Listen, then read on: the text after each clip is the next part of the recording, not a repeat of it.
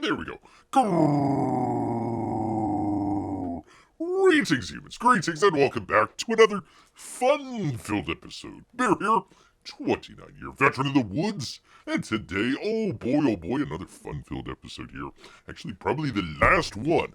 That's right, the last one before the end of 2021 here. So, I hope everyone out there had a very Merry Christmas out there, enjoying the holidays and got all the great gifts and all that sort of stuff. So I hope you had a great Christmas out there, or maybe even possibly a great Boxing Day, a great Festivus, as it were. Maybe even a great what is the one? Kwanzaa, as it were.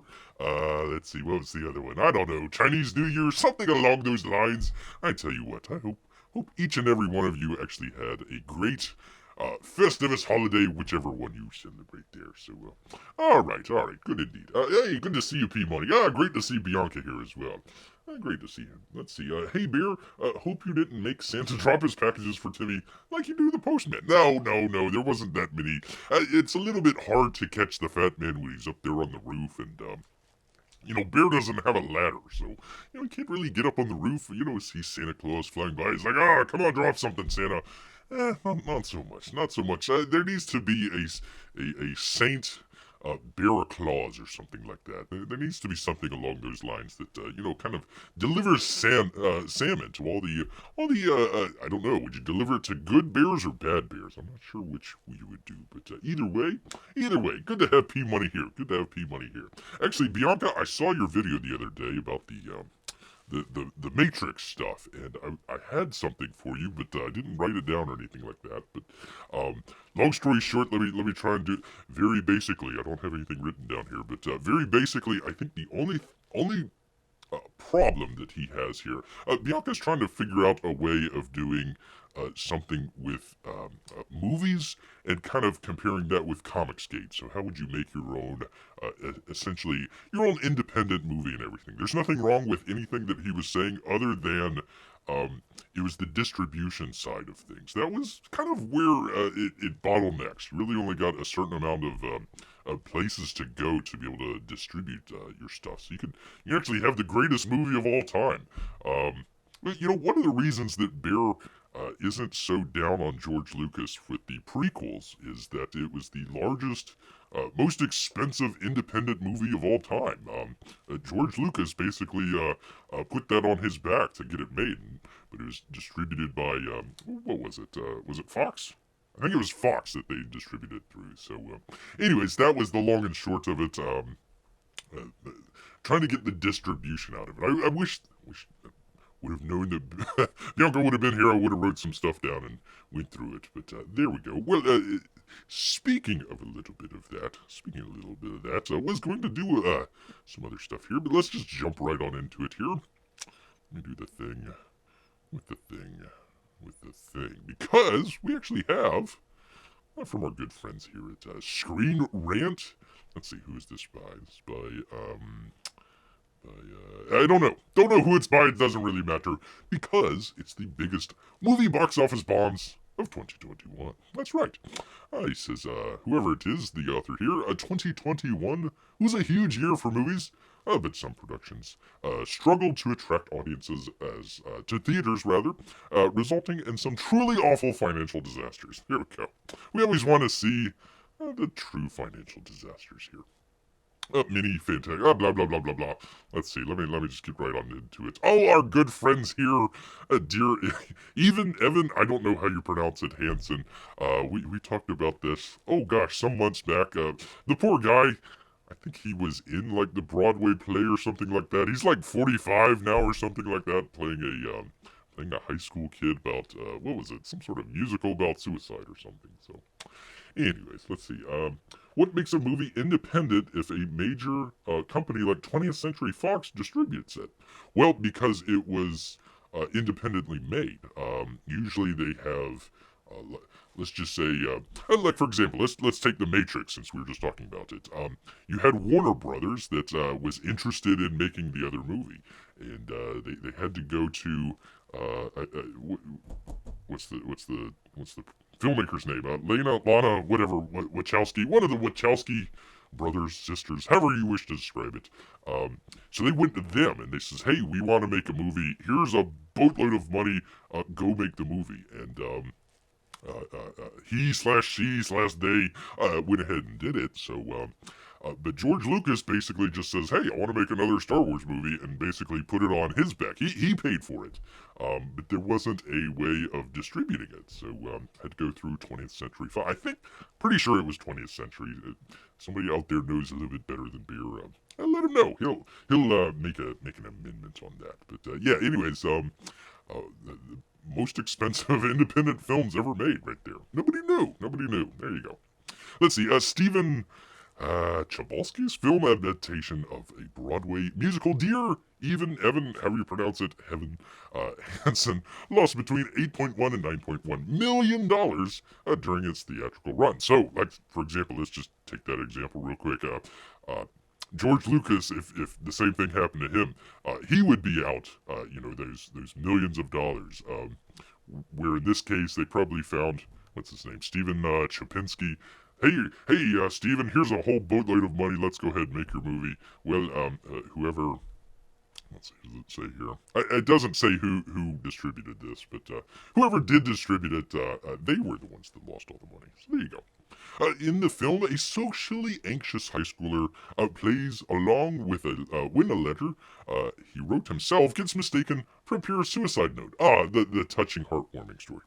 The film most likely underperformed due to audiences limited by the ongoing COVID-19 pandemic, paired with unfavorable reviews by critics, citing a frustrating plot and the miscasting of its titular lead here. There you go. He's like 45. He's starting to lose his hair.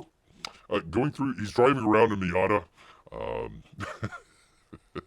Though audiences seem to receive the film more positively. Actually, Bears heard that as well. It's more of an audience-led film there. But Dear Evan Hansen still didn't have enough appeal to pull off a profit at the box office. So we're gonna notice something very ongoing, as it were, here on some of the different on the different movies that we have here bombing. They all talk about underperforming due to the audience. Oh, you stupid audience! In the woo-foo there. So, but that won't be the case. We'll continue here, but we'll show that out. All right, another one, In the Heights. We all remember In the Heights, don't we? It was the film about the guy and the girl, and they're dancing in the heights or something. I don't know. Another film based on a popular musical. I think we have a theme going on here. Originally created in part by Lin-Manuel Miranda, In the Heights made back only $43.9 million. Only $43.9 million of its $55 million budget. Holy cow! How do you spend $55 million on people dancing? Taking place over 3 days in the Washington Heights neighborhood of Upper Manhattan. Boy, that sounds boring already. In the Heights shows each community member working to achieve their dreams. Unfortunately, the film simultaneously premiered in the theaters and on HBO Max on the same day, and the film stars in the film stars and title had relatively little name recognition, influencing a box office failure. However, In the Heights was loved by critics and audiences alike for its joyous music and excellent direction. Oh, there you go. Though the film is questioned for the reliability of its cultural celebration, it is. In the Heights should have been more of a success than it turned out to be. Well, that's on you, audience. That's all on you. How dare you? How dare you stay home and watch it on HBO Max instead of actually in the theater itself. So, once again, it's all your fault. Let's see, okay. If a studio finances the movie, it's not independent. I learned something every day. Yeah, there you go. It also could be a larger, they actually nowadays they actually have, it's the what am I trying to say here? The talent agencies. They're the ones that are actually starting to put the movies together now. It's really weird, really strange, but there you go. Let's see. Spider-Man shows that it's no longer a good excuse if they blame COVID on bad ticket sales. We'll get to that in just a second. There you go. I think I'm going to take this one out. Pardon me, people. Just 1 second. Sorry, friend. I think you are I think you're a bot here. So let's see. Let me find out how to do this. Let's see. I think I'll just do this. Thank you so much. Thank you so much for stopping by, though. I do appreciate that. Let's see. Where were we? The Suicide Squad. Did anybody see the Suicide Squad? I don't know. I don't know. John Cena is just, I don't know. A poor man's rock. A poor man's rock. James Gunn's The Suicide Squad eclipses its DCEU extended universe. Was that it? I don't know. Oh, God, these things. A predecessor, although it failed at the box office with a loss of $17.6 million. Building on the ideas set in the previous Suicide Squad, a team of supervillain convicts is sent to destroy a giant starfish bent on taking over the world. Though the film performed comparably well to other R-rated features premiering in the theaters during the pandemic, it's possible its release on streaming and home media limited its success. Despite this, critics raved at the Suicide Squad energy, humor, and almost satirical violence.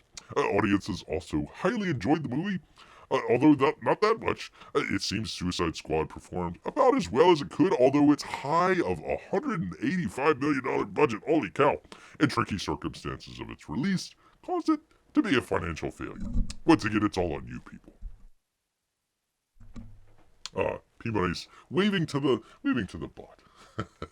Waving to the bot out there. I don't know.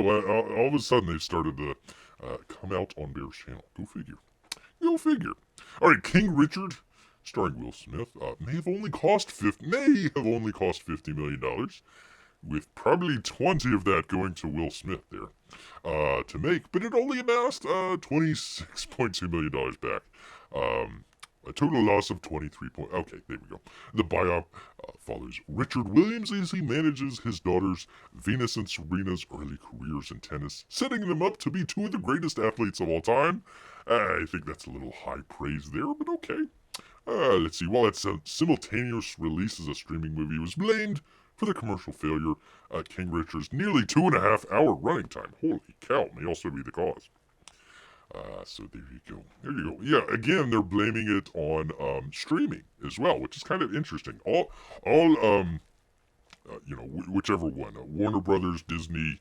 I might be missing one here. All they have to do is just release those figures. Okay, we had X many millions of people watch it on the first day or something like that. That's all. That's all that they got to do to kind of show people. Oh, it is a more receptive movie than just what the theatrical take is. So I don't know. We'll see. Maybe next year here.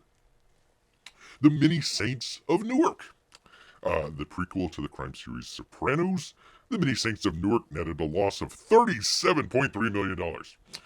Amidst the 1967 Newark race riots, a mobster and his nephew, a young Tony Soprano, deal with gang rivalries and familiar drama. Many Saints of New York performed far worse than expected in theaters, although it provided a highly popular film to stream on HBO. How did they know that? Audience and critics showed no strong feelings for The Sopranos prequel.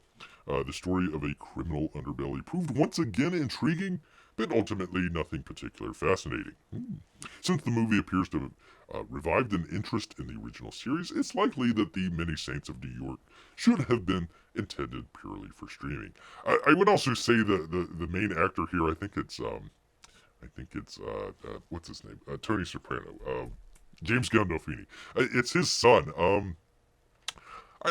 He probably did fine and everything, but for his first role, being in the lead, it probably wasn't a good idea. They probably should have had somebody else. Not really sure who would have been a good choice there, but again, they're also blaming it on HBO Max and the streaming and all that sort of stuff. So if it wasn't the Wu flu, it was the streaming, or I don't know, egg and chicken and the egg, that sort of deal. I don't know which one would come first, but there you go. All right, reminisce, reminisce, reminisce, whatever. The neo-noir thriller, reminiscence. How do you pronounce this? Reminiscence. I don't know. Too many vowels. Have any of you seen this movie? I didn't even know about it. Starring Hugh Jackman, Uh, Wolverine has set a record for the worst film debut of all time. Well, that's a record you don't want to have. And lost between $38.5 and $52.5 million. In the film, a man uses a memory recreating device on clients and enemies to investigate his wife's disappearance. Neither audiences nor critics were impressed by while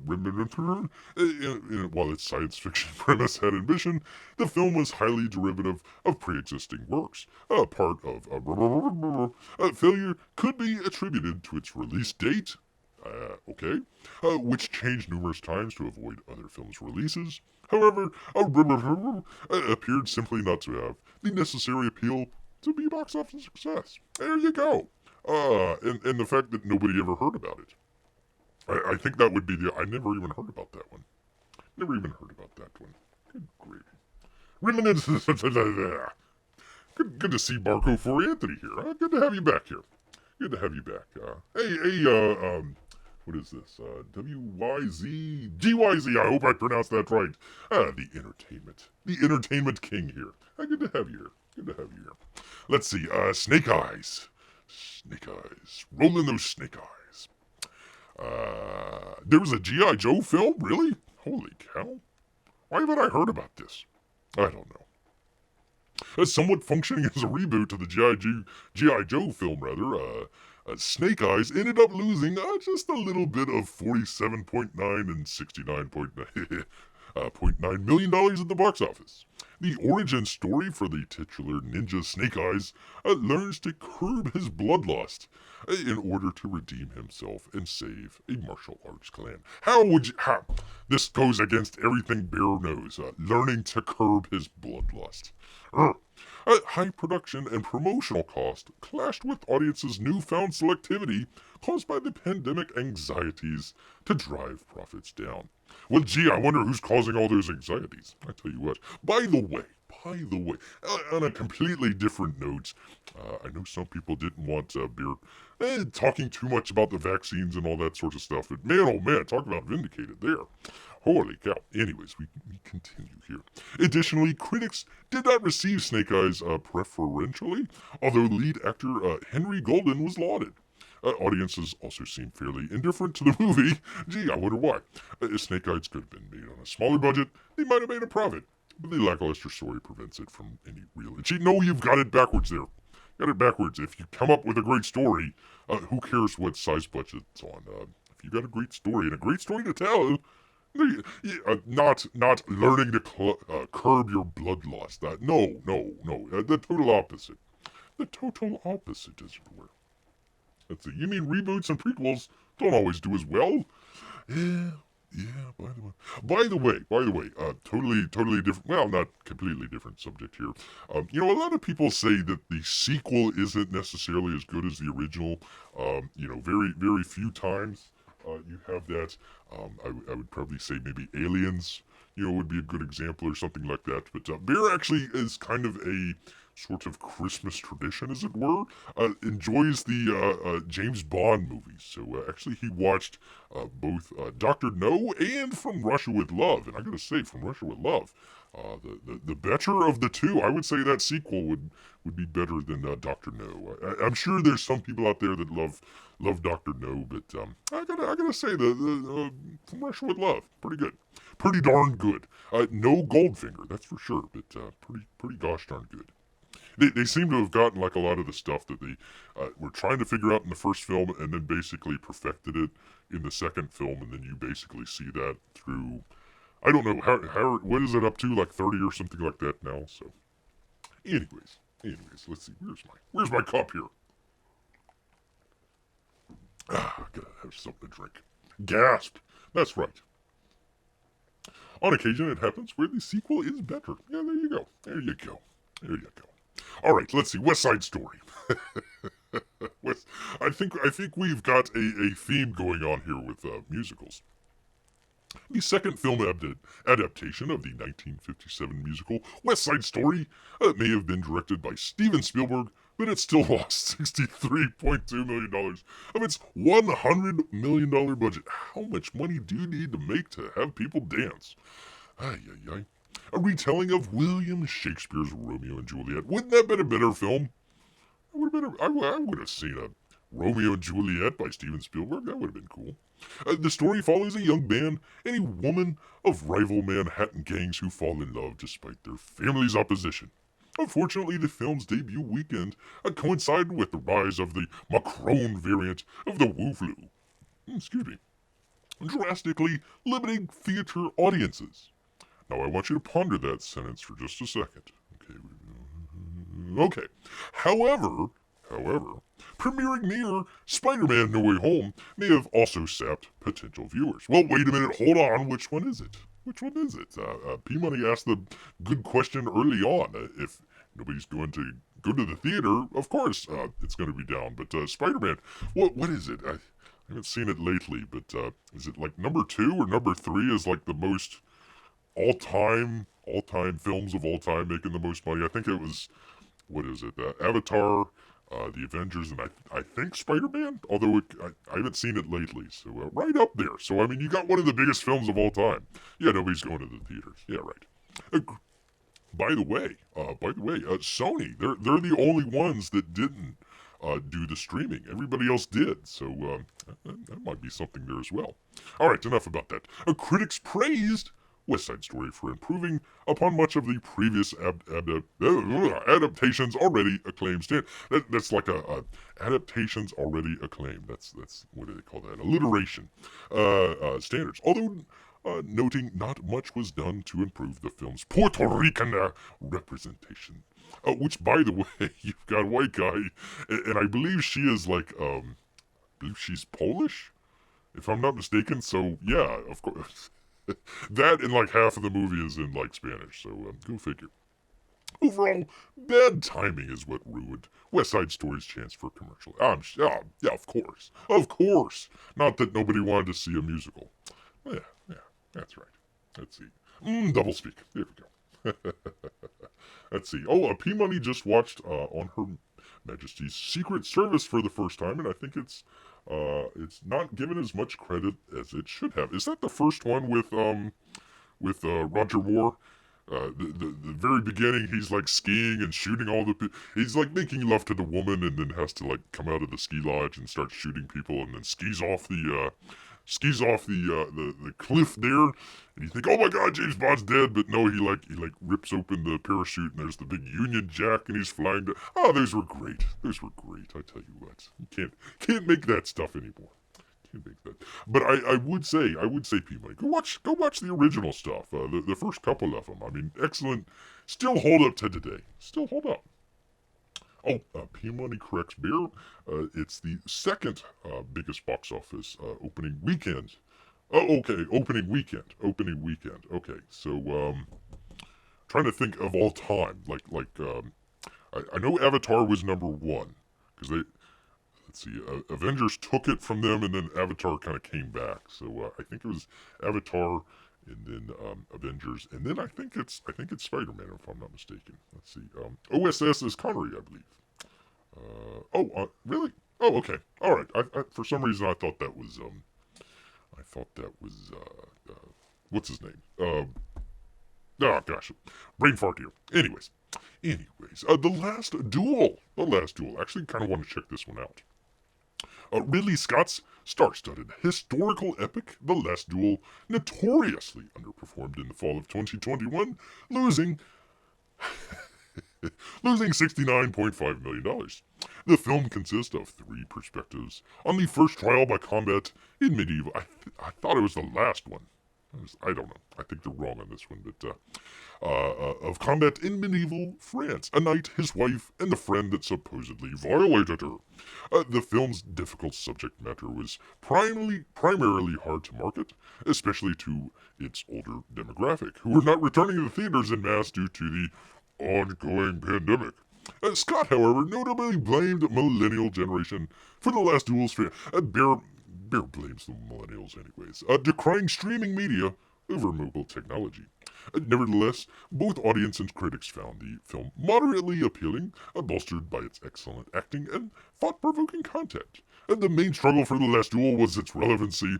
It failed because it was not made for any audience willing to see it. Well, I guess that could be said for any movie that doesn't do very well. That and the horse and sandal stuff. Sometimes it's kind of hit or miss. Chaos Walking. Chaos Walking, starring Daisy Ridley. Isn't she the Star Wars girl? Yeah, Star Wars girl and Spider-Man. Holy cow! Holy cow! Why didn't this do better? Let's find out. Chaos Walking could have been a success, but many problems led to its enormous, holy cow, $73.6 million loss. Holy cow. Ay, ay, ay. Chaos Walking follows a woman who crash lands on a dystopian planet. Is there any other kind? Devoid of other women, holy moly, and a young man who helps her escape. Although audiences had no strong feelings about the movie, critics condemned its badly paced, oversimplified plot and misuse of characters, although lauding the visual effects. Chaos Walking might have performed better in a normal year with a wider theater going. I probably could say that about a lot of these films. Although it is unlikely the film would have made a profit instead of losing a whole bunch of money. It appears to be a lackluster movie, made even more unprofitable by the dismal conditions it debuted in. A lack of audience's engagement, critical derision, and poor conditions for theater. Chaos Walking proved to be the biggest movie box office bomb of 2021. There you go. Thank you. He says, yes, that is Ray. Okay, there you go. There you go. She has that same face on every single movie. It's like the no, I order the vegetarian menu, not the steak. Send it back. That's the face that if Bear was a maitre d' or a waiter at a restaurant, that's the look that he would get from Daisy Ridley there. Let's see. Well, I had no idea Spider-Man and Ray teamed up for a movie. I was just going to ask if anybody had seen any of these movies, but apparently not. Apparently, literally nobody has seen these movies. Let's see. Holland is going to be great in the lead for Untouchable. I'm assuming for this one, lack of advertising once again. Gosh darn it! If they only advertised more, they could have lost slightly less. So we'll make it up. We'll make it up in volume. There you go. So I don't know if anybody has seen any of these movies. Maybe they're pretty. Except for Reminiscence. I don't think anybody saw that movie. Yeah. Poor Wolverine. I tell you what. Many Saints of New York. King Richard. The Suicide people. Somebody has to have seen the Suicide Squad. In the Heights. I don't know. Out of all the musical ones, this one looks the most happy, at least. The most. It didn't lose the most money. That's for sure.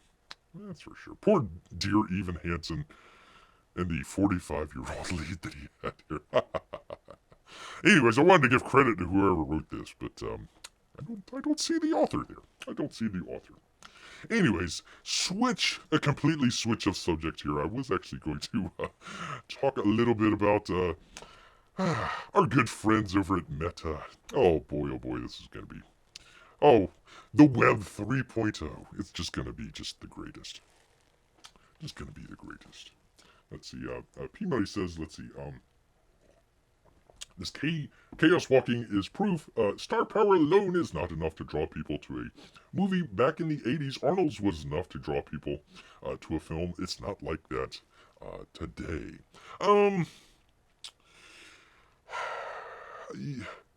Let's see, you could probably have... I'm trying to remember the Guardians of the Galaxy guy. What's his name? Chris Pratt.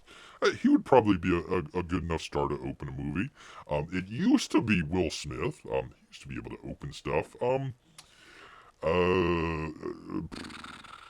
Yeah, maybe. Really, again, it kind of just goes back to, really, I hate to say this as a writer, but it really just goes back to the story. If you've got a good story and a good concept, people will go see it, even if there's people that you don't recognize in there. People will find content. It's just you got to give them the content that they want rather than the content that you want to give them. I think that's Chris Pratt. Thank you. Marco for Anthony, we've missed you. We've missed you whenever Bear has went off on some sort of tangent and is yet to be pulled in. So there we go. Good to have you back. Ryan Reynolds, there we go. Ryan Reynolds, yeah. Yeah, I was trying to think of a couple different ones. Yeah, definitely not Daisy Ridley, that's for sure. She couldn't. I don't think she could open a Burger King at the morning right now. So we shall see. All right, completely different subject here. Woman claims that she was virtually groped while inside Meta's virtual reality Metaverse. A beta tester for Meta's Metaverse. Boy, that's going to get annoying real soon. Virtual reality platform Horizon Worlds said she was virtually groped in what may be the first allegation of its kind. Pardon me here. There we go. Meta revealed the allegations on December 1st, saying the alleged act occurred on November 26th. Hey, that was Thanksgiving. The woman reported the groping in a Facebook group associated with the beta test. She says, sexual harassment is no joke on the regular internet, but being in VR adds another layer that makes the event even more intense. Not only was I groped last night, but there were other people there who supported this behavior, which made me feel isolated in the plaza. The plaza being the virtual social hub within the metaverse. Well, I tell you what, don't ever play a Call of Duty and get shot. I tell you what, you will not like that at all. Oh Christ, how do I say this? Vivek Sharma, whatever. Meta's vice president of Horizon called the incident absolutely unfortunate. Meta reviewed the incident and said the woman did not use certain built-in safety features, including the ability to block users. And that's good feedback still for us, what's his name says, because I still want to make the blocking feature trivially easy and findable. Meta has made access to the Horizons World Metaverse free for everyone 18 and up in the United States and P-Money in Canada, according to a December 9th press release. So there you go. There you go. The very first virtual reality groping. Virtual reality groping. You never do. You never do. I mean, 2021 is filled with surprises, and then you get this one as well. So there you go. Yes, Marco Fuente is adult supervision. Yes, thankfully. Thankfully. Oh, I tell you what. I thought I'd left you with enough adult supervision with P-Money. No. No, P-Money is not, P-Money gets Bear in more trouble, than he keeps him out of. So, there we go. Alright, well, enough of that. Let's get back to the, no. Oh, no, I'm on the complete thing that I need to do. Hold on, let me do the thing with the thing. And then you do the thing with the thing. Let's see, and then you bring up the thing. So you can finally do the thing. I tell you what, one of these days, you didn't miss it, Mark. Didn't miss it. We will do a professional show one of these days. It's not going to be today, but we will get there eventually. Yes, we will. Here you go. Punts many yards away. Thank you. All right. This is from Gary Shipman. He says, "Happy holidays, all. I just want to let you know that the full color Titan Mouse of Might is now on Kickstarter. So there you go. At first, Bear was kind of a little bit ambivalent about the color. I thought that maybe, it looks a little bit better in black and white, honestly. But I tell you what, it's actually kind of building on Bear. I'm kind of looking forward to see what this looks like in full color, as it were. So, Bear doesn't really patronize Kickstarter, but definitely having it on Indiegogo is a good thing. It's a good thing, and if you want to have it on Kickstarter, that's great. But it's just not Bear's thing to do. So there you go. Some very quickly from Gary Shipman here. All right, let me do the thing with the thing, and then you do the thing. 1 second here, people, as Beer navigates through everything here. All right. Very quickly, Quinn Howard says, United States orders are now shipping, so there you go. There are still weeks of shipping ahead, but I'm pleased to say that the first 100 orders have been shipped. So there you go. Quinn's Ideas. I was trying to remember the name of his channel there, but there you go. Very cool. Very much looking forward to this one. Matthew Weldon doing the artwork and everything. Looked at it very briefly with the digital version, and looks sharp. Looks really sharp, and Bear's waiting to get his claws on it. Looks pretty good. All right, let me do the other thing with the thing. And then you'll do the thing, and then you might actually do the thing. Here we go. There we go. Oops, where'd I go? Hold on. There we go. All right, Aaron Lepresti. One of the things I gotta say, Aaron almost seems like he's doing an update just about every week, maybe every other week or something like that, and I really like it. I really like kind of being kind of kept in the loop, and you kind of see some stuff that's coming up and how he's kind of progressing and everything. So, I really like some of the updates that awesome Aaron is putting out here. Let's see. He says, we may get a professional show in 2022. Well, that might be a wish, a New Year's wish, a New Year's resolution for Bear, as it were. Oh, sorry, I didn't see P-Money's. Is doing a professional show a 2022 New Year's resolution? Well, there you go. Let's see, I'm guessing these first 100 comics shipped are not going to Canada. No, unfortunately, it's just the U.S., but, hey, just hang in there, and you might actually get, what was it, Jawbreakers 3? You might actually get Jawbreakers 3 before you get Quinn's book there. All right, where was I? Aaron Lepresti. More sticker fun. Let's see, I had, 1 second here. Yeah, you had another sticker. There it is. I'm trying to remember. Was it David? I think David Williams did this one. Pretty neat. So he's got another one here. Hey, everyone. Hope you had a great Christmas. Yes, indeed. And any other holiday you may have been celebrating during this time of year on Festivus. The new year is right around the corner, and here's hoping it's a great one for all of us. Oh, knock on wood. So how about an update? Yes, indeed. I am finally finished with the double-page spread I've been working on, and I'm on to page 32. Trying to remember how many. I think it was 48 pages. So, he's coming up here. He's doing pretty good. I'm continuing to put together the Loprestiverse sticker set that you will all be getting. Since I can't show you any of the pages I am currently working on, here is a Wraith of God stickers. Colors by me, and pencils and inks by, Mike Miller. Thank you all for making this project possible. Talk to you soon, Aaron. There you go. So, Mike taking some time out from making JPEG monkeys to do a nice sticker here. Pretty cool.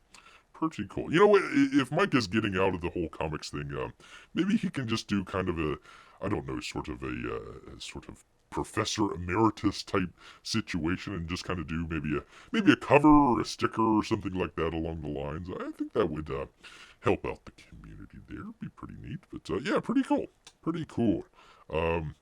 Except for the one tangent right there, where the gun is meeting his I suppose his cape or his jacket or something like that. So there you go. That's all right. Just tighten it up there, Mike. Tighten it up.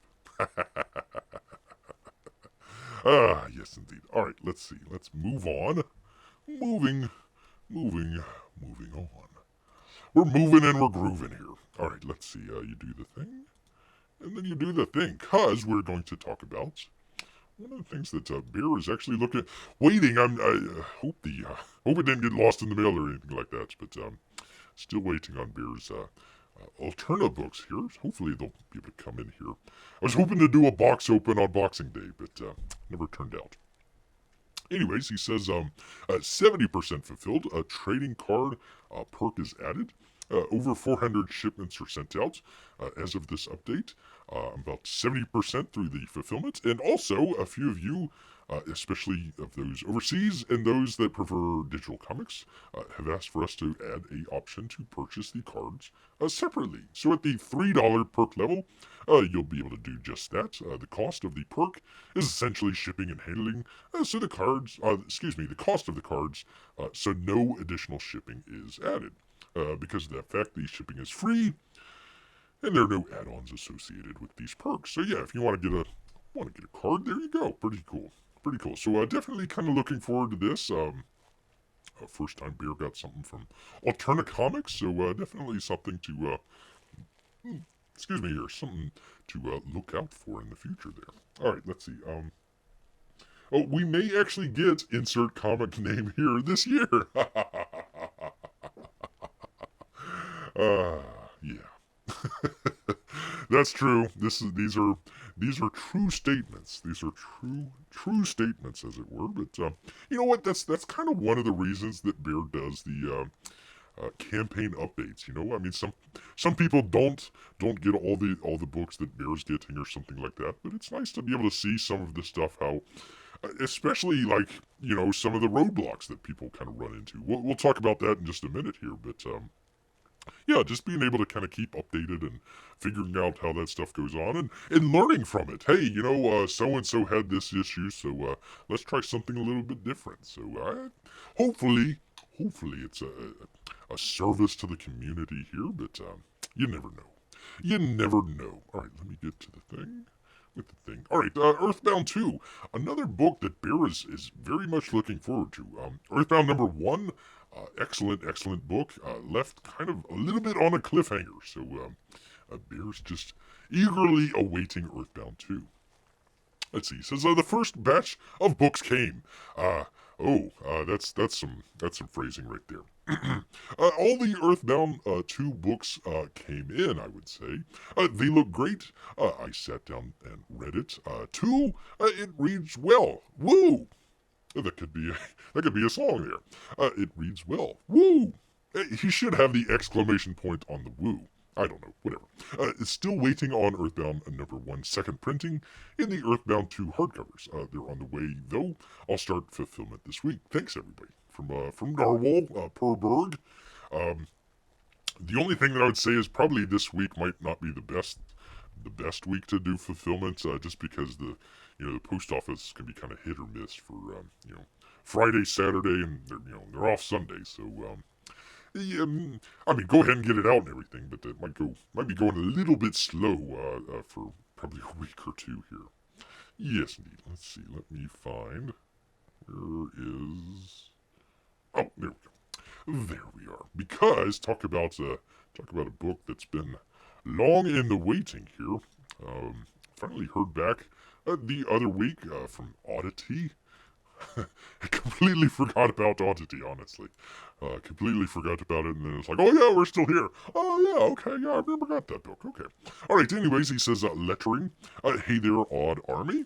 Just a quick update to let you know that all the art has been sent to Eric Weathers. Eric Letters too much for final lettering. Oddity is speeding down the final stretch after, you blew... you blew a rod and then you had a flat and the race completely finished. But yeah, once you got everything fixed, it's finally speeding down the final stretch there. Stay tuned. Dave from Indie Dave Comics there. So if you've waiting on your Oddity, hopefully it'll be coming in 2022. We'll see about that. We'll see about that because we've actually got another one to talk about. Let me find it here. And you do the thing with the thing. With the thing. Alright. It seems like, I don't know, it seems like every time we're talking about the Expendables here. So he says, this is your boy Zach. Richard C. Meyer. Let's see, P-Money, I actually have to go. I'll see you next year. Oh my god, it's gonna be a whole year? Oh my good lord, P-Money. Well, we'll oh, that's right. Oh, it's just Saturday. Okay. All right. Well, we'll see you around, P-Money. See you around. Good to have you here. Hope you had a great holiday, and hope you have a great New Year here. Hope you have a great New Year. All right. I'm still trying to figure out if Bear wants to do a show on New Year's. It's gonna be kind of iffy. If so, it might be something like we were planning on doing for Christmas. We planned on doing a watch party for Iron Man 3 for all the fans out there, but P Money actually correctly pointed out that Iron Man 3 wasn't a Christmas movie. It was a New Year's movie, so we might switch over to that. Apparently, that's the big thing now. Bear started out doing, the watch party for the foundation, and now Uncle E is doing his home watch party and everything. I mean, I tell you what, we are a trailblazer here at the channel. A trailblazer. All right, let's see. I'll let you know the future since I'm ahead of you, says Marco for Anthony. Well, gosh darn it. Just let me know the winning lotto numbers. That's all that I need. That's all that I need. All right, let's see. Your boy Zach. I hate telling good people bad news, or I hate telling bad people good news. Either or. With his very odd bolding, I still haven't figured out. Still haven't figured this out. Let me grab a drink. There we go. He says, hi, everyone. Well, not so bad. Well, I hope not. An order of dog tags that is required to pack up the remaining goodie bags have been delayed another week. The new estimated delivery date for the dog tags is Monday, January 3rd. For those remaining backers who are owed a non-autographed books, I will pack the dog tags into the goodie bags and mail them off to the fulfillment center the first week of January. The fulfillment center will package them with your books and mail them to you shortly afterwards. So here's the thing. Wouldn't normally say this on just kind of your regular, your regular run-of-the-mill campaign. That's doing, $20,000, $15,000, $20,000 or something like that. I wouldn't recommend that for that group of people. But if you've got a really good campaign and man, oh man, you're really kind of hoping on some goodwill, especially if you're sending it to people that aren't necessarily comic book people or people trying out Indiegogo for the first time.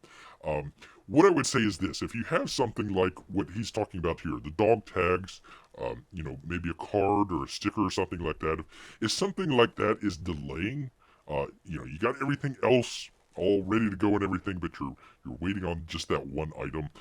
What I would say is send that separately. Of course, it's going to be an extra cost or everything, but get that stuff out to people. People really want that in their hands. I don't think anybody is clamoring to say, "Oh gosh, I'm waiting on my dog tags." That's the thing that I want. Forget the comic book. I want my dog tags. I would say just go ahead and ship that separately. Ship out the books, and then do the dog tags later. It's not that big of a. You figure what? Maybe at the very most a dollar. Maybe two at the very most for shipping. So I think they had 100, maybe 150 people or something like that. So you're talking an extra grand or two out of it. But I would say go ahead and do that. I wouldn't want people to be waiting, and we'll get into the other ones in just a second here. But I wouldn't want people to be waiting on just one sort of nice to have item, but not necessarily a must have item. You can always complete it later, get it in later, that sort of deal. Alright, let's see. For backers of the Meyer autograph books, I will pack the dog tags into the goodie bags and mail them off with the signed books directly to you from Texas the first week of January.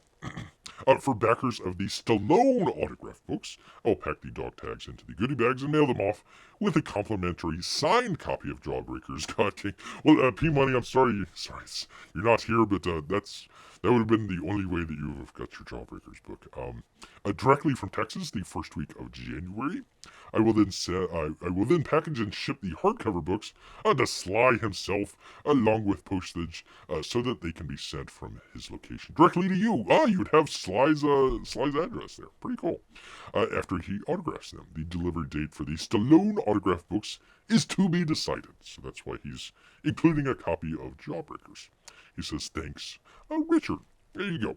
Okay, so for this, especially the people that did the Stallone books there, not that people that spend the least amount of money, shouldn't be treated as good as everybody else. But, the people that are spending a good amount of money for the books and then are the last people to get the books, I don't think is a very good thing. Especially, again, if you're not a big comics person, you're maybe just getting it because you're an Expendables fan or a Stallone fan or something like that.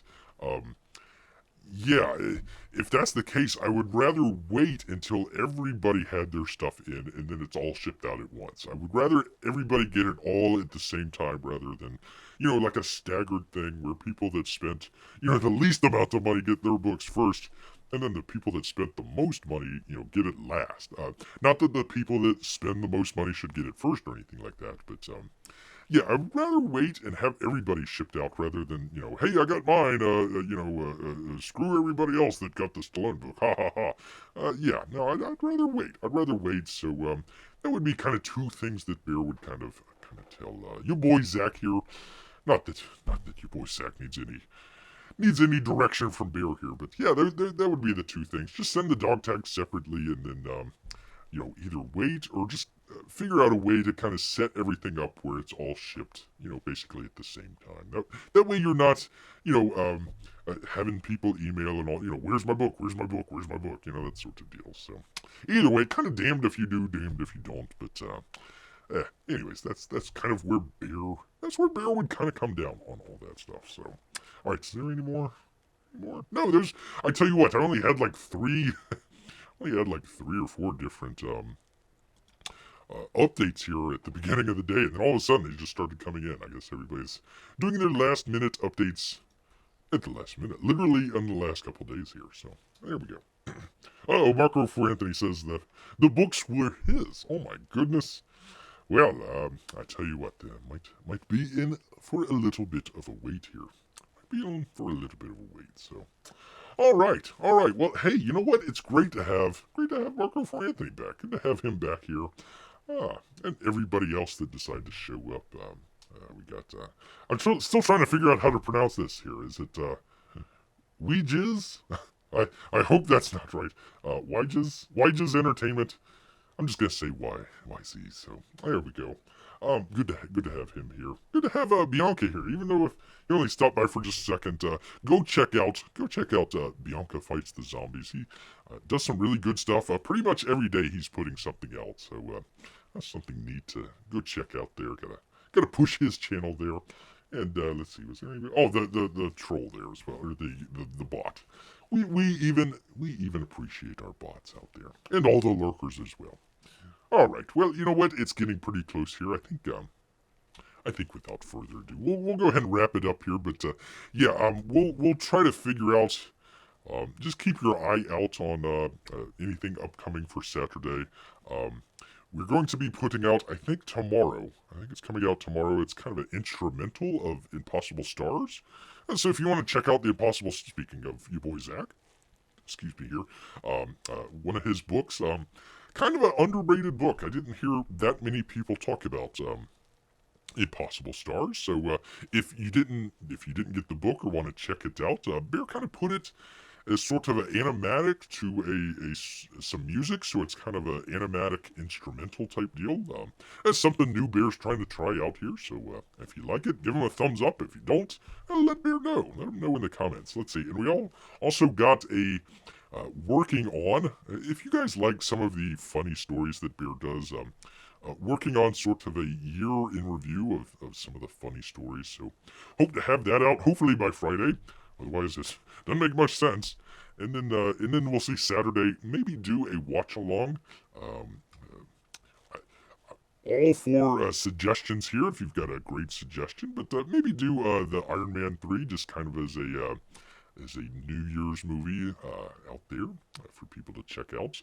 Otherwise, we'll just come back next week in the brand new year. Holy cow of 2022. We're just gonna set fire to 2021 and just let it burn. Send it off to the Bitcoin volcano and throw it in. Throw it in. Just 2020 and 2021. Just both of those years. I tell you what. Hey, you know what? When you're at the bottom, it's only all the way up from here. So it can only get better. Famous last words. Famous last words. Let's see. Oh, I see now. Wise guys. Wise guys. Okay, that makes sense. Thank you. I'm sorry I had to make you spell that out, but there you go. There you go. Wise guy. I should have figured that out. Should have figured that out. Andrew J, good to see you here. Good to see you here. I'm sorry we're wrapping up, but hey, good to see you here. Maybe just hit the rewind button and check out all the fun stuff that we were able to do. Let's see. I would follow Wise Guy's suggestion here. Hit that thumbs up button. Yes, indeed. Also hit the bell. Hit the bell. Sometimes it doesn't go out, or sometimes it doesn't show up. So ringing that bell definitely lets you know that Bear is out there and it's got a video. So yeah, definitely check out. Hopefully, I think it's tomorrow. Pretty sure it was tomorrow. Impossible Stars. Then we'll do the year in review, and then maybe we'll do a New Year's show. You never know. You never know until we get there. So. Thank you so much. I'm looking at that like, oh gosh, I know I pronounced that wrong, but there you go. Wise Guys Entertainment. I don't know if you have a channel, but if you want to promote it, go right ahead. Appreciate that. So once again, thank you everybody for showing up. We do appreciate you guys. Let me just end the year out, if we're gonna end the year out. Do appreciate each and every one of you guys out there.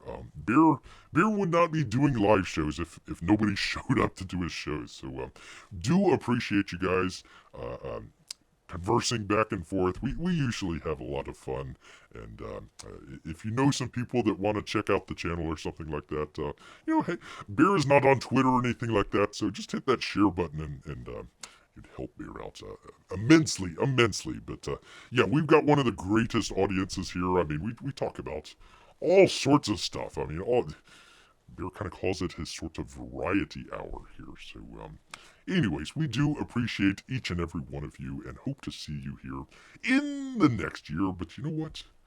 All this talk about New Year's, all this stuff has made Bear hungry. That's right. So he's going to head back into the woods. Yes, indeed. So until next time, everybody. Grrrrr.